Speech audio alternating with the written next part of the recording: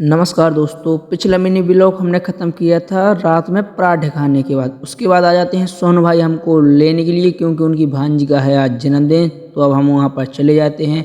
तो अभी केक रख चुका था, उसके बाद केक कटने लगता है। उनकी भांजी को सभी लोग केक खिलाने लगते हैं। केक हम भी खिला देते हैं और ये हैं अपने सभी भाई लोग। उसके बाद आता है नया दिन, नई सुबह।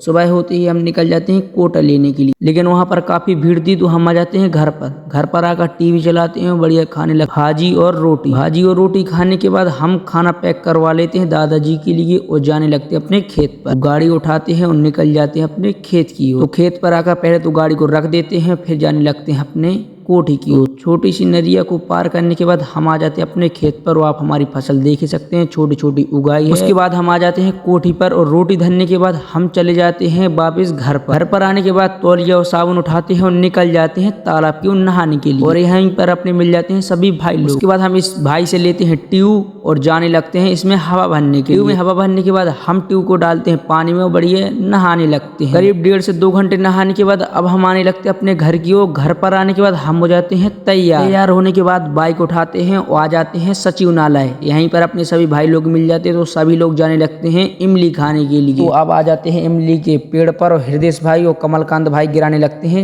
इमली। खैर काफी देर मेहनत करने के बाद 2 से 3 ही इमली गिरती हैं तो हम उसको उठाकर खा लेते हैं। और अब आ जाते हैं घर पर रख देते हैं बाइक और जाने लगते हैं पैदल ही पंगत खाने के लिए। तो बढ़िया जाते हैं और पंगत खाते हैं और अब आने लगते हैं अपने घर की ओर। अब मिलते हैं अगले ब्लॉग में।